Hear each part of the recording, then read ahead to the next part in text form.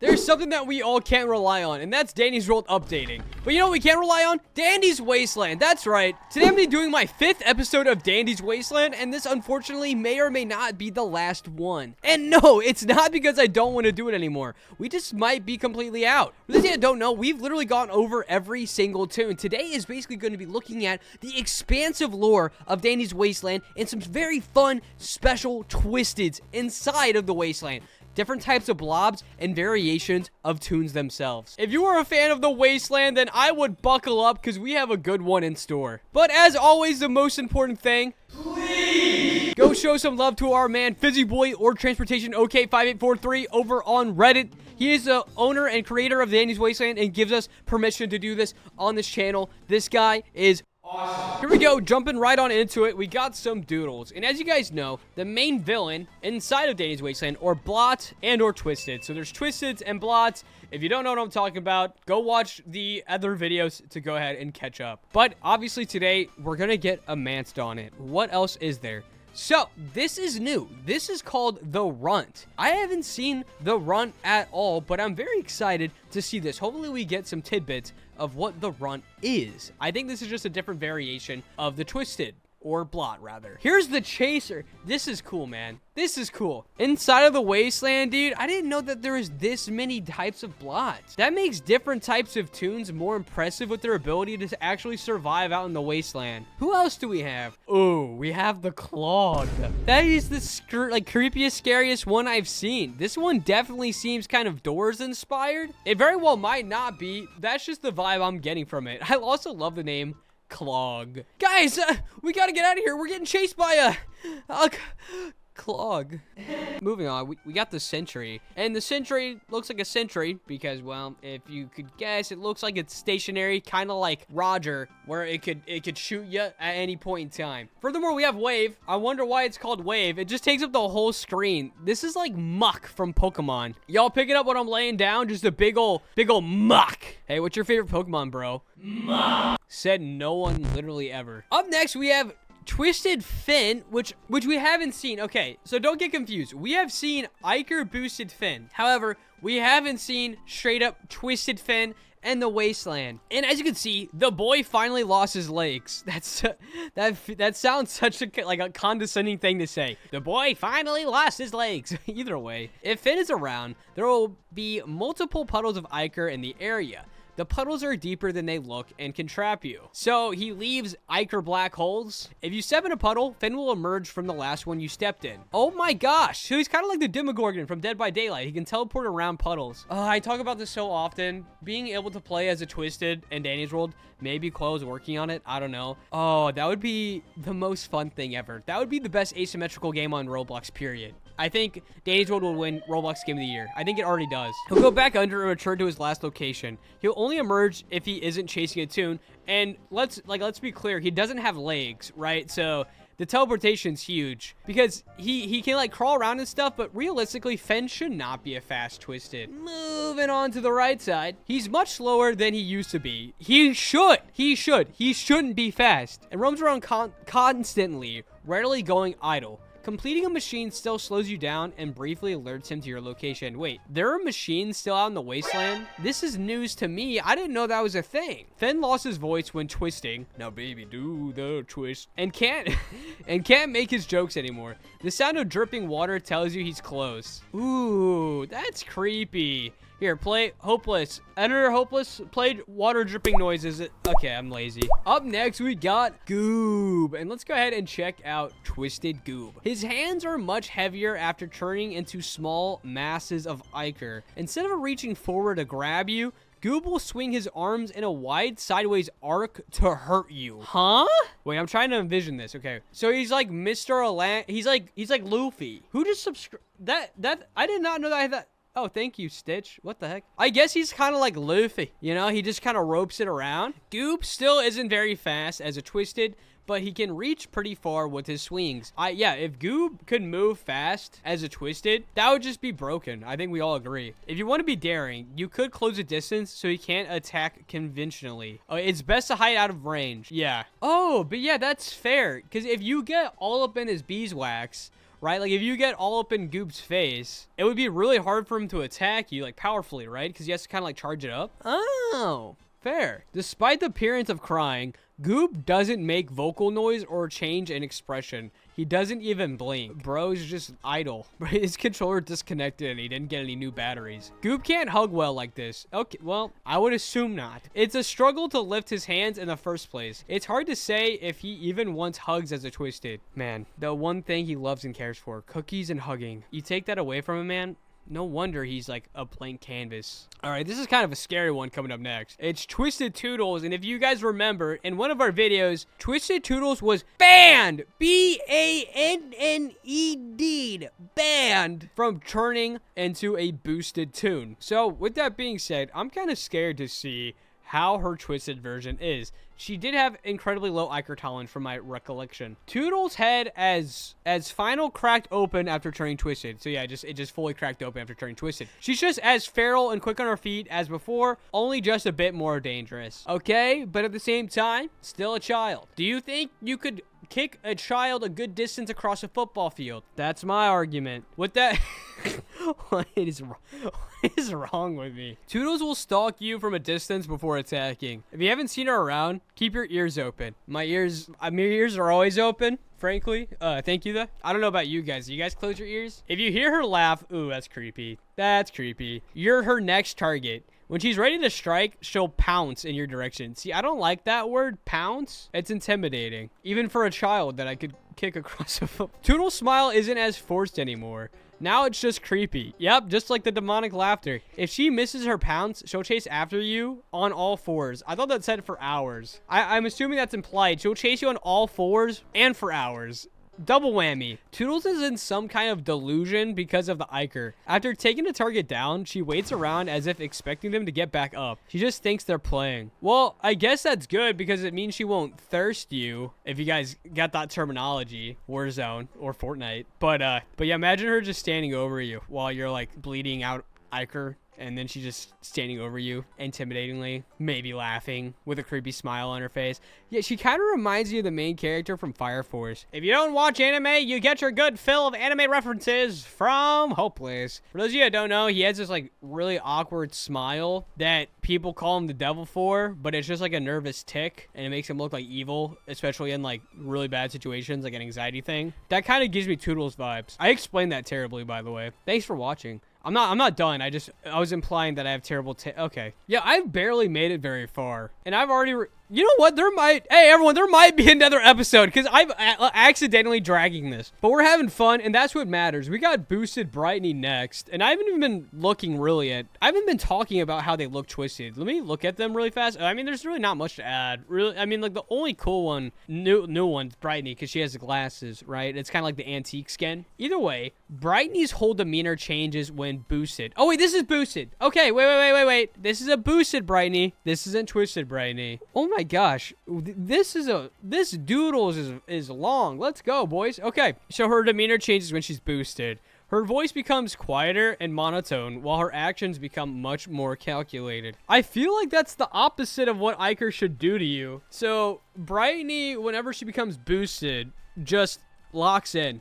She's just locked in. Iker has gathered around her left arm and sharpened into a makeshift blade for her to use along with her flashbang ability. This allows her to make quick work of most enemies. For those of you that don't know, she has a flashbang ability where she uses her light bulb to essentially, well, you guessed it, flashbang the blobs and other Twisteds around her. You know what confuses me, which is kind of interesting, is in these Twisted states, in these boosted forms, it's so weird to me that they do this damage to their body, right? Like, her arm just turns fully Ikerish. What's the longevity of that? Like, does that hurt them long term? Like, surely it does, right? It has to. It has to. Her light turns pink when boosted. This does not affect her flashbang, but it's a good indicator of how close she is to twisting. The more it glows red, the closer she is to twisting. Well, that's a really good sign. If you're ever wondering if she's close to twisting or if she needs more Iker or less Iker, yeah, it's just how pink or red. Oh, someone just subscribed again. I didn't know that was on. Okay. Brightney's right eye apparently loses vision for a short period of time, which is the one that's closed. Though she claims she can see just fine, if not better, out of the left until the other starts working again. Oh, she claims she can see. Oh, she can see if just fine, if not better. So yeah, she's a liar. But like they said, in her twisted state anyways, her actions become more calculated. So she's going to be smart with hiding that stuff anyways. Coming up next, we have a drawing. How long has she been sitting there, says Shelly. Not too long. The fight was pretty fast. Should we talk to her or... You're both terrible at whispering. I am fine. Coming up next, we got Boosted Shelly. And I'm kind of very terrified of seeing Boosted Shelly. The reason is she has incredible or strong Ichor tolerance. I forget which one it is, but she is essentially a demon. Shelly needs to be heavily monitored when Ichor boosting. Due to her high tolerance, yes, see, she usually needs to take multiple doses to keep the boost going. Dude, that's like a... What are up with the subscribers? Why is there so many? I'm confused. Stop subscribing, please. I'm recording a video. Gosh. I lost my train of thought. What was I saying? When the boost is still active, Shelly grows slightly taller. Can I have some of that? Not like I'm not 6'3" or anything. Her feet turn into hooves, and she sprouts a tail. Yeah, she has a dino tail. Roar, roar. This all increases her speed, strength, and essentially gives her another limb. How does the tail increase speed or strength? All right, guys, I googled if a tail makes you more aerodynamic.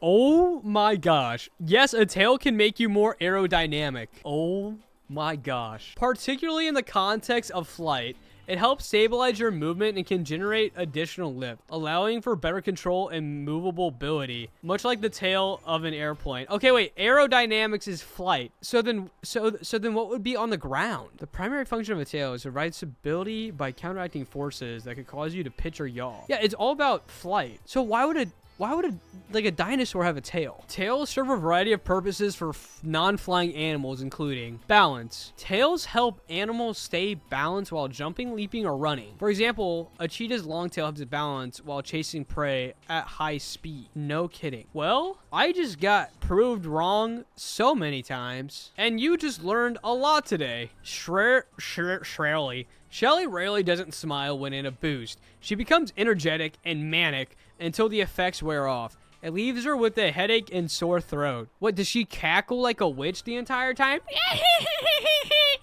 Shelly experiences pain around her legs and back after turning back to normal. Her back hurts from carrying her squad, making it hard for her to move for a while. That tail is gradually sticking around after each boost. That's kind of cool, though. She's slowly gonna actually just have a tail. Fair enough. Twisted Shelly is kind of scary. She's basically just a dinosaur with a pickaxe. That's actually exactly what she is. As you can see, we got another Shelly animation here. As you can see, she says, I'm gonna cut these guys, watch. And they actually look intimidated, and I believe her. I think she is about to totally cut those guys.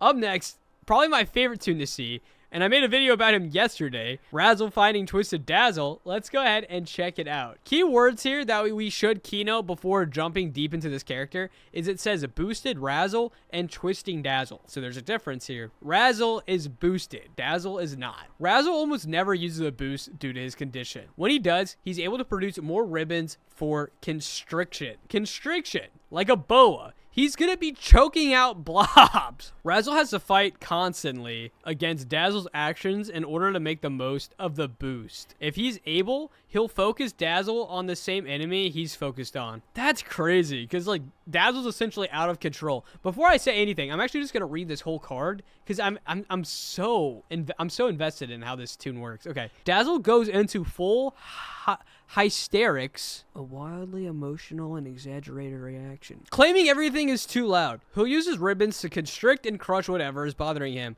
So these guys are kind of like the Lower Moon 6 demon, or Lower Moon 5, 6. Upper Moon 6 demon's sister. They are like her. The crack on his face is getting worse. As you can see, there's a crack right there. He needs to be sedated and injected with an antidote before it's too late, which someone's working on. I forget. Oh, it's Scraps. I think Scraps is working on the antidote. Yeah, it's kind of intimidating because what happens? Dazzle fully twists, right? Like seriously, what happens? Razzle's just gonna die, right? Like that's the only way it's simply put. And this is what this is alluding to. It's Twisted Dazzle saying, it's too loud. Oh, he doesn't say it's too late. He said it's too loud. Well, that's creepy. Either way, we're going to move on a little bit, and we're going to have more to talk about. There's actually a lot more of Danny's Wasteland to be had than I thought. I lied in the intro. We totally have more episodes to be made. With that being said, let's look at some of these other ideas that he's had, and let's look at Danny's Wasteland compared to the original Danny's World. Simple as that. Here's New Moon Astro. For this thought, it could be something I could actually add to the canon. Considering Astro is the second strongest toon, I'm still on the fence about it though. I would say he's the strongest, but the inspiration, if it wasn't obvious, is a lunar phase, specifically the moon, and is gone, and the cycle starts over. This is a freaking epic looking twisted. Or would this be his boosted? This might be his boosted form. Either way, very cool stuff here. And this is something I should have looked at kind of a long time ago, to be completely honest with you. And this is Danny's World versus Danny's Wasteland. So it's what's canon in Danny's World versus what's just alternative universe. So in canon, Dandy. Boxen is shy and introverted. In the alternative universe, he's slightly better and self-confident. In canon, he only knows how to extract machines, whereas in the alternative universe, he's more outgoing. Canon, he's an overthinker, and in the alternative universe, he knows way more about machines. And canonically, Boxen likes to learn new things, might know how to drive, and can bake. In the alternative universe, Boxen can drive a car, is a mechanical dork, and cooks more than he bakes. And just as a side note, the creator says, I like to think they'd get along fine. They don't deviate too far in terms of personality and are still both dorks. Wasteland Boxen will most likely attempt to give advice on how to extract machines better if the advice applied to him anyway. Fair enough. Up next, I'm assuming it's Poppy. And canonically, Poppy is high-spirited, loud at times, no powers, can drive any vehicle, and stays positive at all times. Whereas in alternative universe, Poppy, she has bubble powers, not as peppy, but still positive, internal anxiety, forklift certified, and still can't drive a car. So she can drive a forklift, but cannot drive a car. And the creator believes that they would get along great with each other. Maybe even a bit jealous of her abilities, the canon one. And canon Poppy would remind her of the times when she was more carefree and might tell her to keep being positive. And of course, we got Shrimpo. This is going to be weird. Canonically, hates everything and everyone. Lowest volume is yelling. Sucks at most things and acts like he's better than everything. Makes no effort to be a better person by choice. Has no friends, and he is the biggest hater. Whereas in the alternative universe, Shrimpo talks less and at normal volumes, yells often, but not constantly, actively trying to be a better person, only has a few skills, caught laughing and smiling, ooh, that's kind of cool, capable of holding a conversation, and still the biggest hater. So it's not much, but it's better. It's my honest opinion, Canon Shrimpo would hate anyone he meets no matter what. He likely wouldn't like his pushover copy. Yeah, no, I don't think so. I don't think so at all. Meaning Canon Shrimpo would do nothing but remind him of his old personality and realizes how much he hates himself, which is perfectly justified and valid. And with that being said, that is where we're going to go ahead and wrap off Dandy's Wasteland for today. As always, I hope you guys enjoyed and are excited for the next episode. I'm just excited that there is enough content for maybe multiple more episodes. Either way, hopefully you guys all had a fantastic Thanksgiving, and I will see you guys all again tomorrow, but make sure you guys show some love to transportation. Alright, you guys, take care.